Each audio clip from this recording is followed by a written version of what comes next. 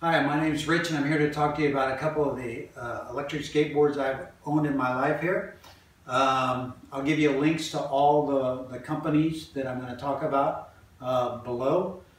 The first board I'm going to talk about is the E-Glide. It was a 42 special that I used to own, wooden deck. Traditional kind of longboard, had the first generation batteries in it and stuff. It was a good board. It was really heavy. The turn radius wasn't good on it. It had a tethered controller. E-Glide has since done a bunch of different stuff. They're starting getting into the lighter batteries. They also do a lot of unique stuff with like the metal decks, the all-terrain wheels, chain drive motors, stuff like that. So E-Glide has some good stuff out there. You just got to figure out what you're using the board for. I mean, if you're going to use the board to go to Burning Man and do some different stuff, E-Glide may be the perfect option for you. But you're not going to want to ride one of these boards through all the dirt and everything, different stuff. The tethered remote on the E-Glide I always had a challenge with because you always dive off a board occasionally, whether it's somebody get in front of you or whatever. And so when you jump off, that cable would always jerk, and it either jerk the remote out of your hand or jerk the wire from the board. You know, maybe not tear it all the way out, but it would just jerk it. And I was always nervous about dropping it too low and dragging it on the ground and catching on the wheel. Likelihood of it happening, slim to none, but I did run over my cable a couple times when I was coming in, just finishing up and setting things down. My son ran them over. So it happens. But E-Glide is a good company. They got a lot of different things. You just got to figure out if that's the board for you, if that's what you're looking for. Check out their website. It's been a while since I rode for them. I actually went down there one time and met some of the guys. Really nice guys. They're real genuine, really enjoy what they do. Real pioneering. The second board I own is a Yuneec E-Go board. Comes with controller. Controller is a slide controller. Toggles back to center. It has two modes on it. It has a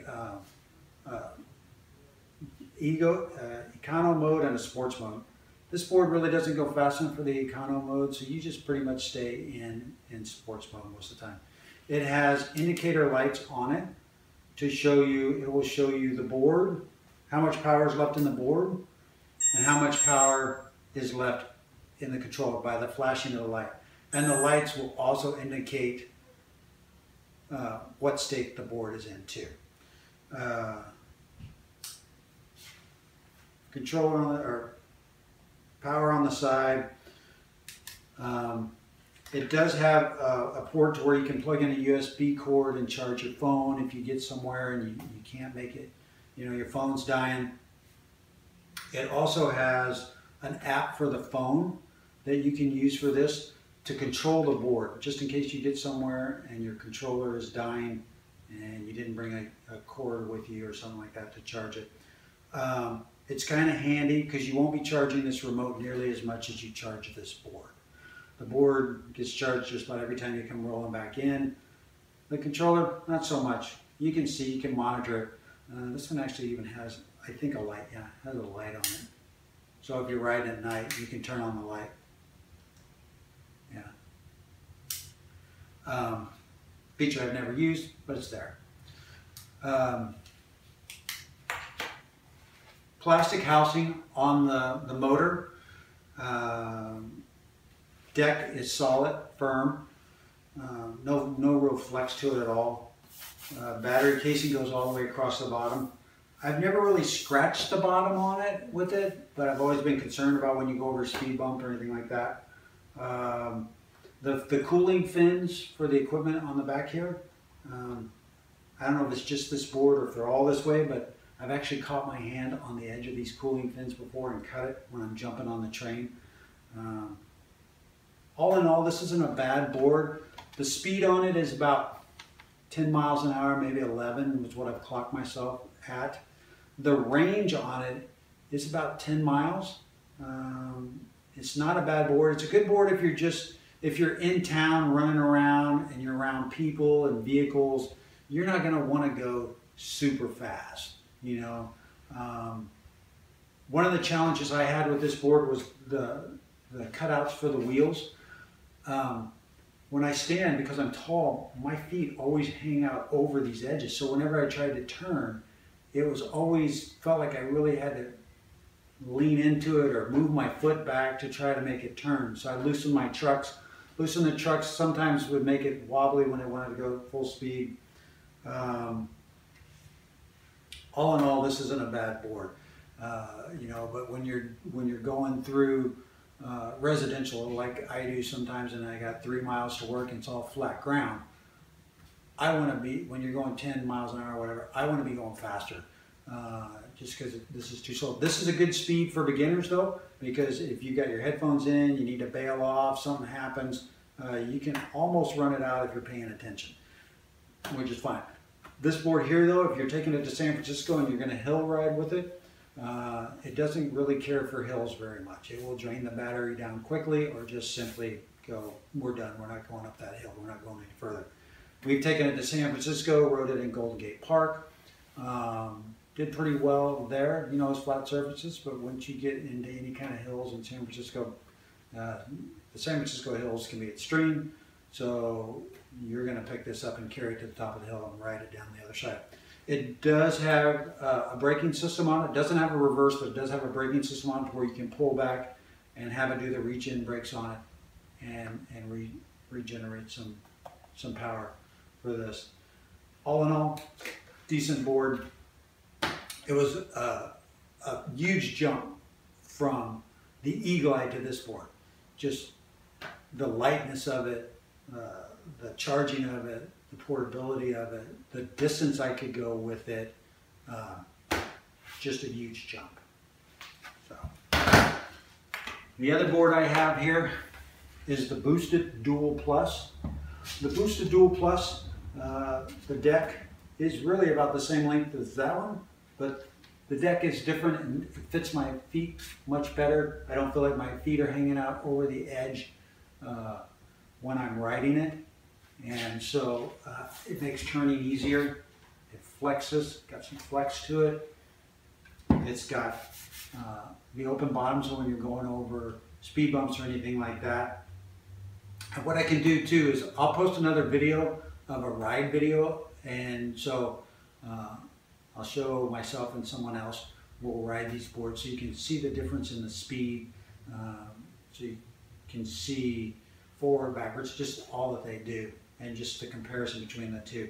This board here, you can take it to San Francisco and you can go up the hills. I've rode these boards in San Francisco and it's amazing what they do on the hills. The one thing you got to be cautious about on the hills with this board is that if you start out, you know, you get there and you have a full battery on this thing and your first trip is down a big hill and your reverse motor in it, it's regenerating the brakes, it's going to try to recharge the motor and it can overcharge the motor. The coil fins are really nicely tucked away. Just a clean product all around. A lot of this, you know, it's like the jump from the E-Glide to the Yuneec to the Boosted. You can really appreciate the engineering and stuff that's in here. These wheels, super nice. They kind of retain their color, even though you've been riding a long time on it.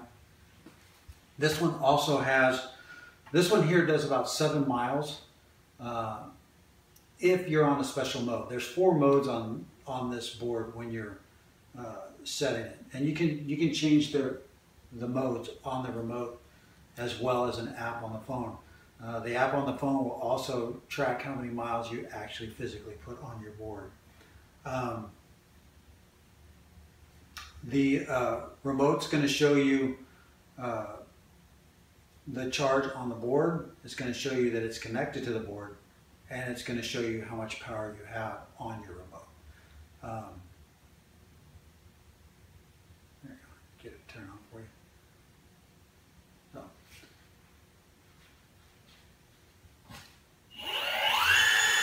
This thing sounds like a little, like a rocket when you're riding it. It's a really good board. I love the engineering in it. If you're going to ride though, 7 miles, you're going to have to take the speed down. You're not going to be doing 22 miles an hour on this board for 7 miles. you're going to have to step it down to like the beginner mode, where it's conservative with the battery, and it does that by controlling the speed. The other way you can help with any of these boards is when you go to take off, if you give a little push kick to where you get going, so it's not taking all your body weight and trying to move it all in one shot. But if you got 3 miles to go and you want to go 22 miles an hour, this board will do it no problem. The remote can be a little tricky. It's got a dead man switch on the bottom of it here. So you got to kind of figure out how you're holding it and get a comfortable place. It's kind of awkward at first, but once you get the hang of it, really good. You can also set on the app, you can set what mode you're in too. You can do it on the remote as well, and the instructions will show you how to set that remote to do that. All in all, this is a really nice board. It can be a little bit dangerous. You need to know which way you're going. You got a front and a back, because this board goes forward and backwards. And if you're standing thinking you're going to go one way and you trigger the remote and the board goes the other way, you come off of it real easy. So you just got to pay attention to where your markings are on the board and what you're doing with the controller.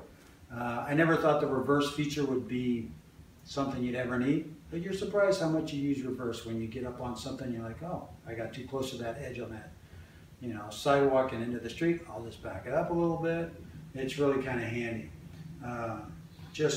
This is just a really nice board, clean, nice work, does the hills great, charges up quickly, so that if you do take it to the city or around town or whatever, and you've used up all the battery in it, you can charge it up pretty quickly as long as you're traveling with your pack. So we'll do an on-ride video for you here coming up. I'll link the companies down below.